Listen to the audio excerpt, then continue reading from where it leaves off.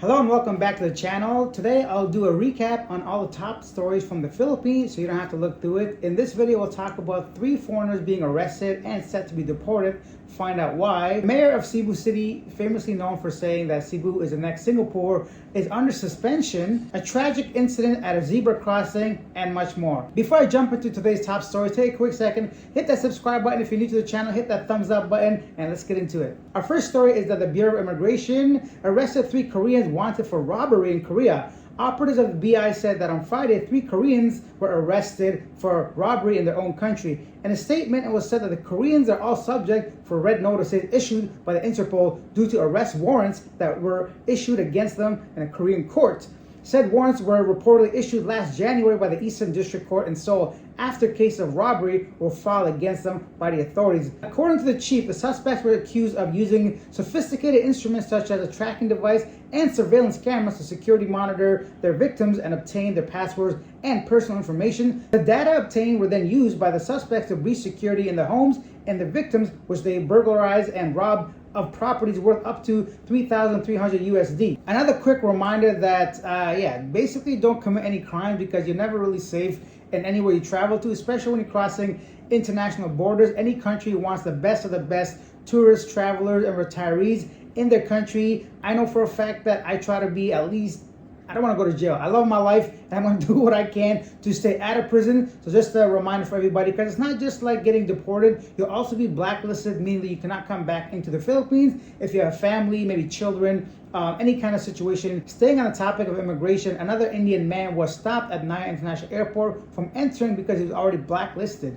The BI successfully stopped an attempt by a blacklisted Indian man to enter the country last May 6th at Naya Terminal 3. The man, identified as Kuinder Singh, was intercepted upon the arrival on Scoot Airlines. Singh attempted to re-enter the country but was denied after his name was found to be in the BI's database of undesirable foreigners. In a BI statement, the commissioner said, "Our primary responsibility is to ensure the integrity of our immigration procedures and protect our nation from individuals who pose a threat to our security."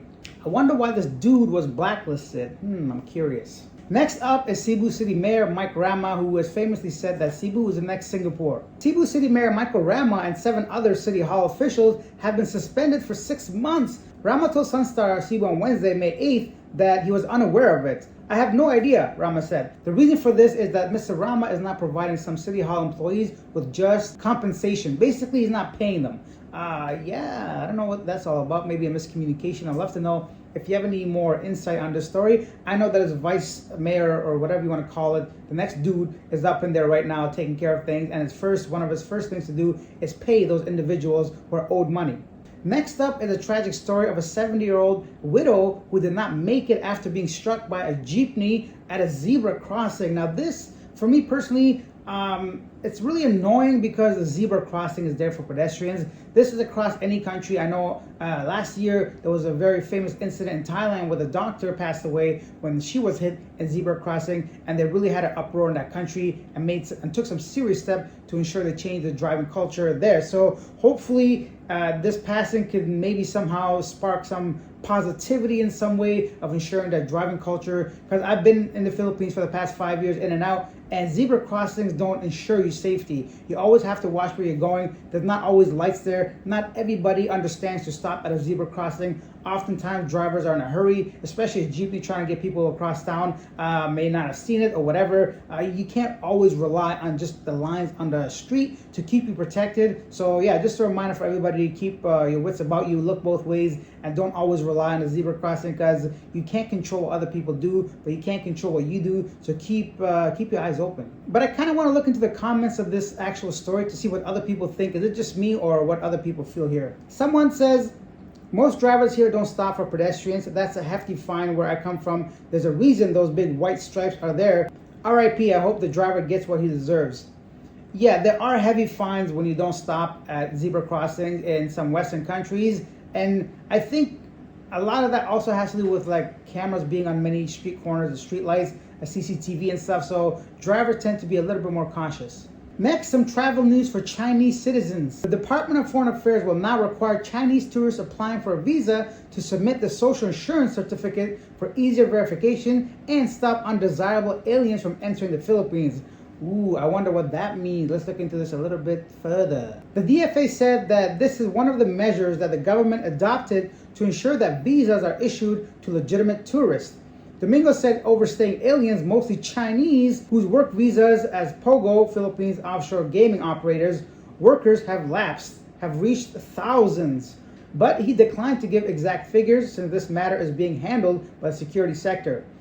I quote, "The proof of social insurance is a way to verify their identity and it's easy to check," Domingo said in a press briefing. He raised the need to adopt such security measures given the discovery of fraudulent obtaining passports and visas resulting in illicit entry and overstaying of foreigner nationals, leading to peace and order and criminality problems. I quote, "To remedy this, we're looking at the best practices by other foreign embassies in China, such as Japan, South Korea, US, and UK. They also require applicants to submit a social insurance certificate similar to social security number, which is easier to verify," he said. I'll go ahead and leave the link for that full story in the description. This kind of goes hand in hand with what's going on with the universities. I forgot the exact name of the person that said it, but they want to know why there's so many Chinese students in a specific university, because when they did the math and they did the whole survey, there weren't many of these Chinese students actually attending class. They're basically overstaying and using being a student as an excuse to enter the Philippines and do like illegal stuff like this. No other comment. I don't know what else to say. Don't do it, I guess, if you're a Chinese person. But then again, if you're a criminal, you're not going to listen to me anyways. And that's it for this week. Not too many stories that would consider foreigners or interesting enough for me to bring. Of course, there's going to be all those negative stories about Shabu or whatever else and arrests that I don't want to sensationalize, but you can look at those yourself if you want. Leave your comments down below. Let me know which of these stories that interest you the most. If you take the time to write it, I'll take the time to respond. And join me again tomorrow for regular stories around the Philippines on Asia Now. If you want to see interviews, check out my main channel, Living Abroad, to see what other foreigners have to say regarding the experience in the Philippines. And I'm running out of things to say. I'll see you guys next time. Bye. The mayor of SIU City, famously